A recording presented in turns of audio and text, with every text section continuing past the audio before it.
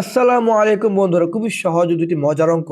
তবে চিত্র এবং অ্যানিমেশন ছাড়া অঙ্ক দুইটা একটু কঠিন লাগতে পারে। তাহলে চলুন আমরা চিত্র এবং অ্যানিমেশনের মাধ্যমে অঙ্ক দুটোকে একদম জলের মতো পরিষ্কার করে শেখার চেষ্টা করি। সেটা হলো, প্রথম অঙ্কটি হলো, একটি চাকার বেশ 4.5 মিটার। চাকাটি 360 মিটার অতিক্রম করতে কতবার ঘুরবে? আমরা জানি যে চাকা ঘুরে আর সামনের দিক যায়, তাই না? যতই ঘুরে ততই সামনের দিক যায়। ওকে, প্রশ্ন হয়েছে 360 মিটার অতিক্রম করতে গেলে তার কতবার ঘুরতে হবে। এটা জানতে হলে আমাদের বুঝতে হবে যে চাকাটি একবার ঘুরলে সে কতটুকু যায়। দেখি তো, সেটা হলো, খেয়াল করুন, এই চাকাটির এই যে পয়েন্টটা এখানে আছে, এই পয়েন্টটা ঘুরে আবার এখানে আসলে একবার একটি পরিপূর্ণ ঘূর্ণন কমপ্লিট হবে। তারপর দেখবো যে কতটুকু দ্রুত যায়। ওকে, স্টার্ট।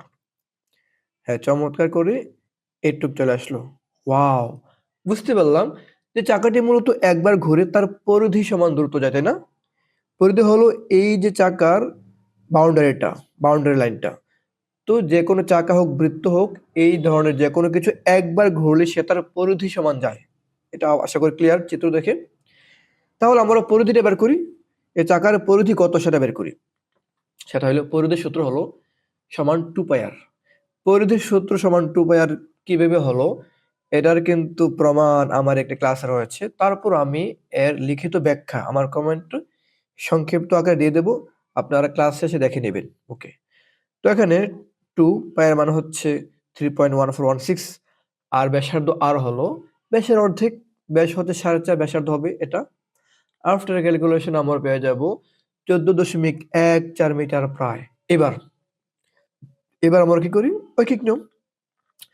14.14 যায় একবার ঘুরে, সুতরাং 1 মিটার যায় একবার এত মিটার ঘুরে, সুতরাং 360 মিটার যায় 360 ডিভাইডেড বাই 14.14 বার ঘুরে।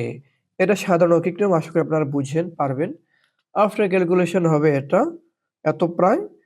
যদি আমরা পরিপূর্ণ সংখ্যা নিই, যেহেতু কতবার ঘুরতে হবে, কতবার ঘোরা লাগছে, আমরা যদি একটা রাউন্ড নাম্বার নিই, পূর্ণ সংখ্যা, তাহলে হবে 25 বার।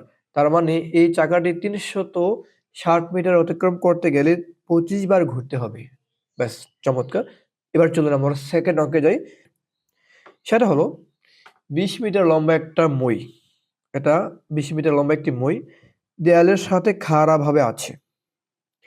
মইটির গোড়া দেয়াল থেকে কত দূরে সরালে, এই মইটির গোড়াটিকে দেওয়াল থেকে আমরা সরাবো।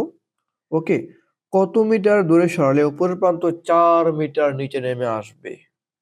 এখন খেয়াল করুন, আমরা যদি মইয়ের নিচের প্রান্তটি সরাই, ডানে হোক বামে হোক, তাহলে অবশ্যই কিন্তু উপরের প্রান্তটি নিচে নেমে আসবে, তাই না?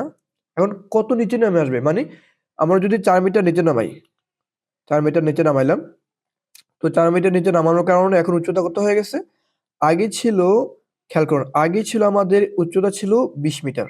ওকে, এখন আমরা যখন 4 মিটার নিচে নামাইলাম, এখন এই ময়ের উপরের প্রান্ত ভূমি থেকে 16 মিটার দূরত্বে আছে। ওকে, আর নিচের প্রান্তটি ভূমি থেকে মানে গোড়া থেকে এতটুকু দূরে এখানে চলে আসছে, ধরলাম এটা এক্স। এবার কি হয়ে গেল, এখন একটা সমকোণী ত্রিভুজ হয়ে গেল, তাই না? যেখানে অতিভুজ হচ্ছে মই নিজেই, যার দৈর্ঘ্য 20 মিটার, এখন উচ্চতা হয়ে গেল 16 মিটার, আর ভূমি হচ্ছে এক্স মিটার, যেটা সরে গেল। এখন আমরা যদি পিথাগোরাসের বিখ্যাত সূত্র অ্যাপ্লাই করে এই এক্স এর মান বের করতে পারি, তাহলে কিন্তু এই মই কত দূরে সরে গেল বের হয়ে যাবে, তাই না? তাহলে চলুন আমরা একটু শর্টকাট করে ফেলি। পিথাগোরাসের সূত্র কি, অতিভুজ স্কয়ার সমান লম্ব স্কয়ার প্লাস ভূমি স্কয়ার। তো বিসি স্কয়ার সমান এক্স স্কয়ার প্লাস 16 স্কয়ার।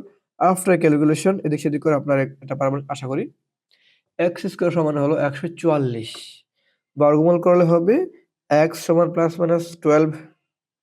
এখানে মাইনাসের মান থাকলেও মাইনাসের মান গ্রহণযোগ্য নয়, নট অ্যাকসেপ্টেবল, বিকজ দৈর্ঘ্য বা দূরত্ব কোনোদিন নেগেটিভ হতে পারে না। সো পজিটিভের মান নিলে আমরা পাবো এক্স সমান 12 মিটার। তার মানে তার মানে এই উপরের প্রান্ত 4 মিটার নিচে নামালে নিচের প্রান্তটি গোড়া থেকে 12 মিটার দূরে সরে যায়। বন্ধুরা, আশা করি বুঝতে পেরেছেন যে চিত্র এবং অ্যানিমেশন ইউজ করলে কত সহজ হয়ে যায়, কত মজা লাগে। এমন কোন কোন অঙ্ক বুঝতে চান অবশ্যই আমাকে জানাতে পারেন।